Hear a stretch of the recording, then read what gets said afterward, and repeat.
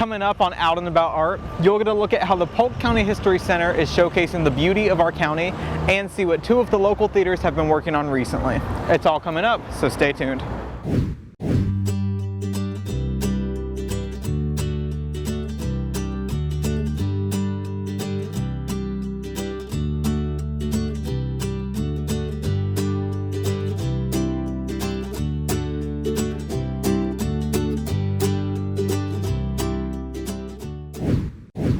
Hello and welcome to this episode of Out and About Art. I'm your host, Dion Spires.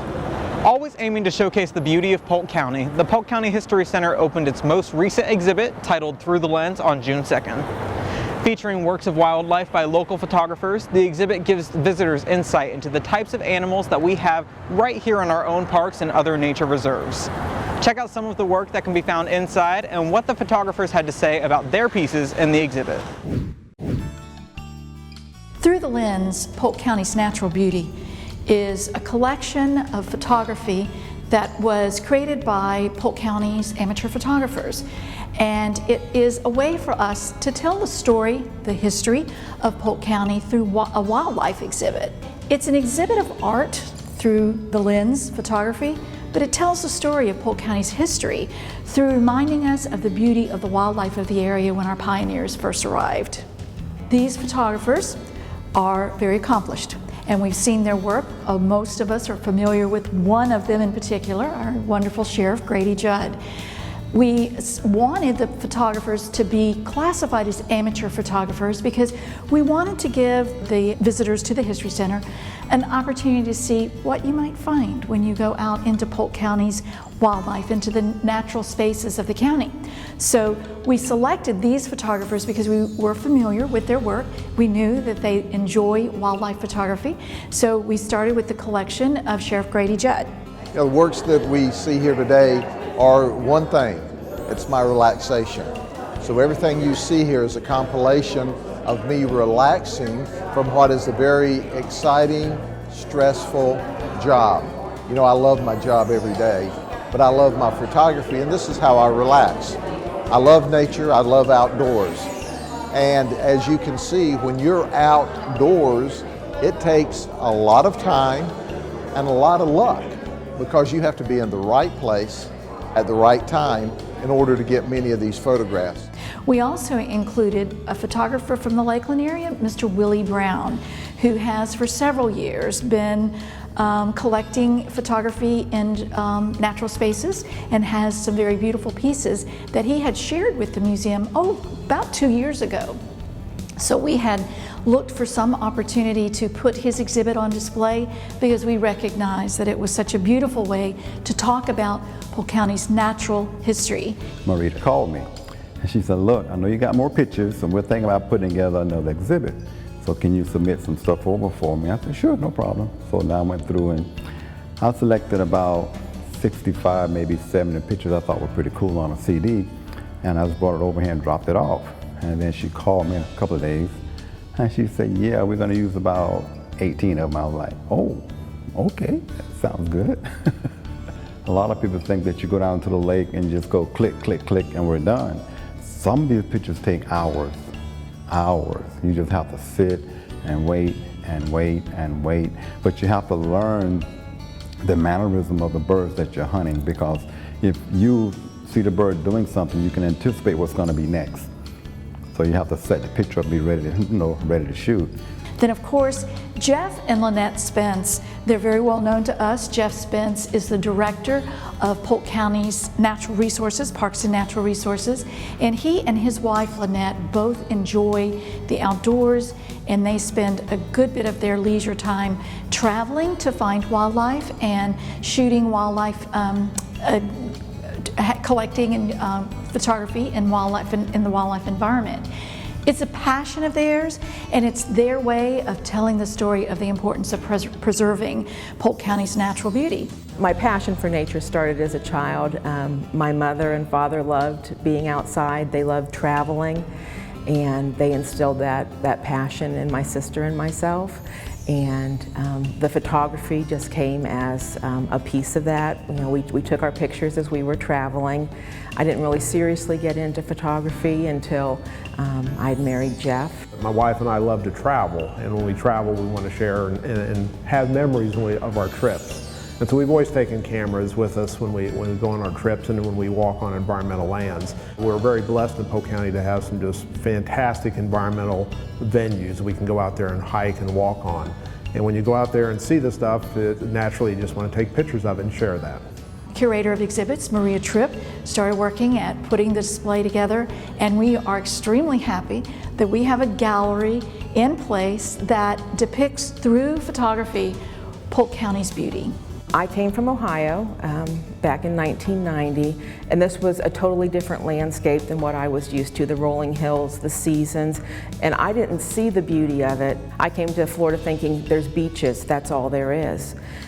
When I started going out with Jeff and we started taking those hikes on the environmental lands, it opened my eyes. It was amazing how much was out there that you just had to stop, listen, look, and it's there, and people don't know that unless they get out. There's such great photography in Polk County that the average person would never see. I mean, because they just don't take the time to go out and spend the day and walk and look and observe things. You know, so to be able to capture some of the stuff when it's happening, you know, and you don't want to ever stage a shot, but if you can capture stuff when it's happening to show the beauty of it, to show the realistic of it, no, it means a whole lot. Where I can just share it with people. Polk County is home to many, many miles of beautiful trails and beautiful blueways, lakes and rivers, and biking trails, hiking trails, and we want to encourage people to go out into the county and experience that natural beauty and see what Polk County has to offer and why it is the center of the universe. When I came to Polk County almost 40 years ago, we had Kissimmee State Park. You know, we had one place where you could take your family to be outside. Now we have 2 state parks. We have several water management district areas, wildlife management areas. As I mentioned, 18,000 acres of environmental lands. We have city parks, county parks, and we have private places like Nature Conservancy owns property, the Audubon Society owns property. So there's so many great opportunities to get out that these areas are protected. And it's really amazing. If you can't get outside, it's because you're not trying. It seems to be people do like the exhibit.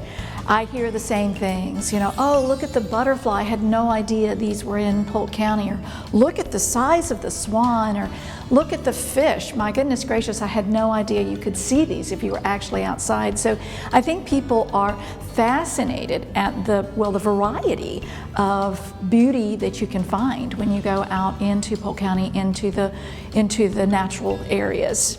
Well, they can come in, they can be like, wow, man, I never knew y'all had that kind of stuff here.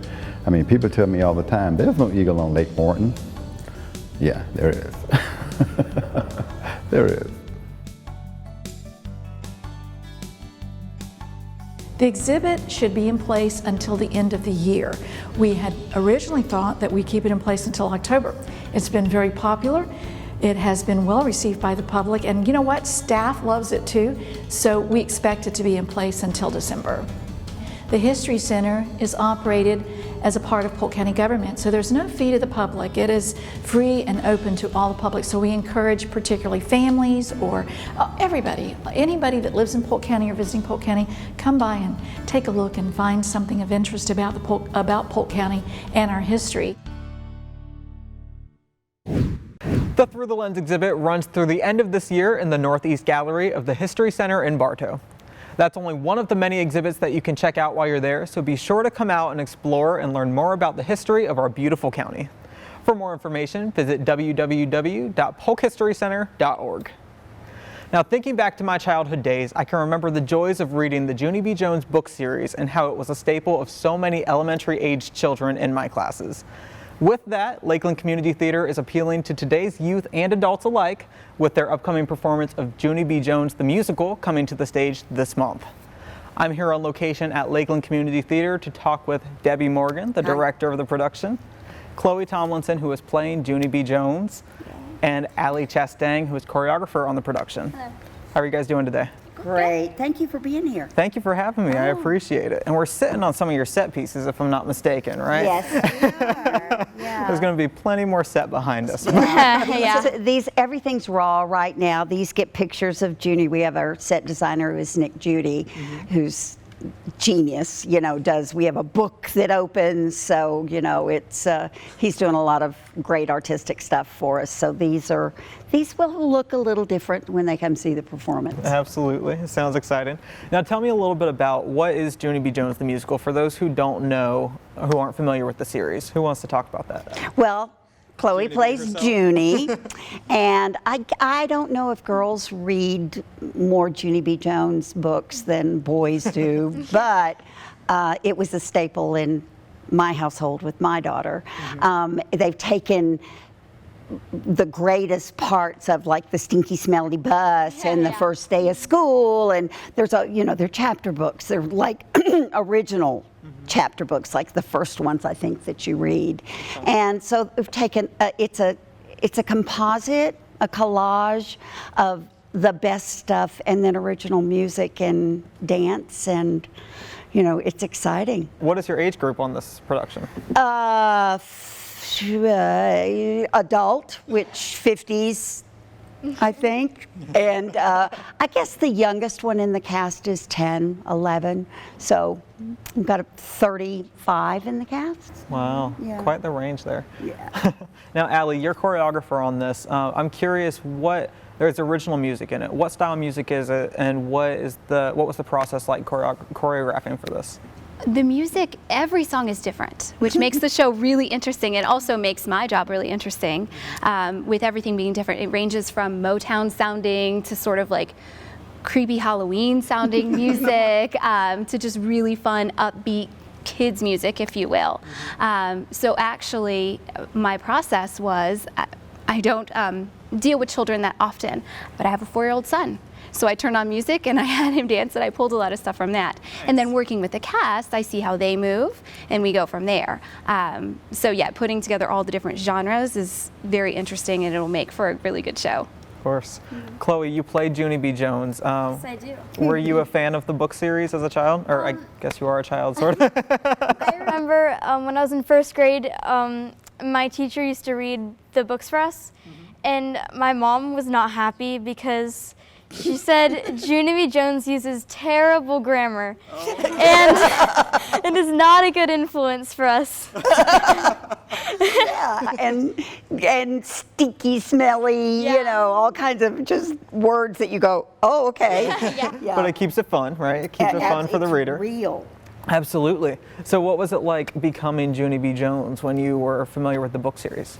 Well, I laughed a lot, so I like getting to play a humorous, funny, relatable character, because she does some pretty quirky stuff, and I get to be creative with it and decide how do I act like Junie B. Jones would. So I get to do all of these weird creative things that I think she would do. Now you guys, when do you open? What is the time frame for the show? The show officially opens on the 22nd of September, 23rd of September, 23rd, 24th, and 25th. And then we have a couple of camp shows, which I understand are sold out. Yeah, tell me about the camp shows, because for future reference, I know you guys always do that for the youth production. So what is that? They market them to as a field trip event, and we have a 300-seat theater, so if we do 2 camp shows a day, you figure all the elementary schools or the age-appropriate schools that they can come, so it's an outreach, and a lot of kids just get to see the live theater for the first time. There are movies and TVs, and it's just a great learning experience all the way around, but we've been really successful. This, like we said, this one is almost sold out. Maureen McGowan is our Director of Education, and anybody who's interested in getting in on future field trip camp shows or any information, we have an awesome educational department here at the theater. We do homeschool classes, we do camp shows, we do out of the Box series, and Maureen heads all that up. And you can reach us at www.lakelandcommunitytheater.com. I think it's really important that you guys are doing that youth outreach thing, because I'm a huge supporter of the arts. I've been in the arts practically my whole life, and I just think it's really important that kids do get their hands in the arts at a young age to experience that, because a lot of people don't get that side of it, and they just get caught up in the video games or the indoor stuff. So It's difficult if they've never been to the theater before to actually realize that, you know, it's the actors react off of the audience as much as anything else. So there's that real give and take with the audience, and they're so used to this one-dimensional, not breaking that, you know, not being able to interact with the people, and it really affects the cast as to, you know, I'm always saying, okay, don't worry about it. They didn't laugh at that. They were smiling, but they didn't laugh out loud. It's not you guys. Don't change a thing you're doing. You know, stick to the path and do what you were directed to do. Of course, I'd say that. But you come back off stage and go, they didn't laugh at that. And I said, you know, they're smiling. They may not always be as vocal. And of course, if there's someone with a big laugh in the audience, then everybody else will pick up on it. So, absolutely. Yeah. Yeah. Now, what has been your experience with working with the kids? I know you said you don't really work with kids very often, but talk about this cast. How talented are they? How well have they been doing? Amazing, yes. Really, and that's an overused word. I guess we had 40, 50 kids audition, and it just got, I mean, look at Chloe. I mean, I looked at her and I went, okay, yeah. The kids that audition they have a lot of, some of them have a lot of experience. Some of this cast has only done, this is their first show. Some of them have limited amount of experience. So you get, and it's always from an educational point of view when I direct, because my background's in education. So yeah, and to be able to walk away having taught them something other than, you know, character work, and, you know, and with a smaller cast, and this is a smaller cast because I directed Annie with 90 people in it, you know, yeah. So you get to do some real hands-on work, and they're sponges, you know, and if you expect them to do what you ask them to do, they will. And one more question for you, Chloe. What has been your favorite part of working with these directors and working with your cast, being in this show? Well, the cast, they're super supportive, and they'll joke around with me. I like getting to know the younger ones, the older ones, people in my age group. I feel like I really fit in with everybody, and everybody's really accepting. And the directors, they're really open to new ideas in my, like, I don't know. Your choices? Yes. And we work together to create something, not just you do this, you do that. We work together as a team. It's a real ensemble. Yeah. I love that description. That's how we try to approach it, you know. Yes. And I've said that if I tell you to do something that your character wouldn't do, let me know. Because it's basically, we give them the help, it's up to them, and they let us, you know, does that feel right? And a lot of times they don't have enough experience to know if this feels right. So that's where you get to come in and do a little bit more hands-on stuff. But great ensemble, great community in this cast. That's awesome. Can you guys give me one more pitch for the show? When is it? How much is it? How can they get tickets? Sure. The adult tickets are $15, children are $12, and it opens, the regular shows open on the 23rd. We have shows on the 24th and 25th. Cool. Well, thank you guys so much for having me out to talk about the show. It sounds like it's going to be a blast. I'm very excited. It is. Thank you so much. We appreciate this. Of course. Now, I got to see the rehearsal, and the cast truly is so talented, so you don't want to miss the show. If you're interested in coming out to see the show or finding out what else you can see at Lakeland Community Theater or get involved with, just like Allie said, visit www.lakelandcommunitytheater.com. Lakeland isn't the only local theater performing entertainment for youth. Just a few months ago, I attended a production at a local theater that has not yet been seen on Out and About Art. The Lake Wales Little Theater has been around since 1978 and has continued to be a source for entertainment in the Lake Wales area ever since. Housed in a former high school band building, they have built it up with plenty of volunteer support. I attended their final teen production of their previous season, and I have some highlights on the way for you. Check them out.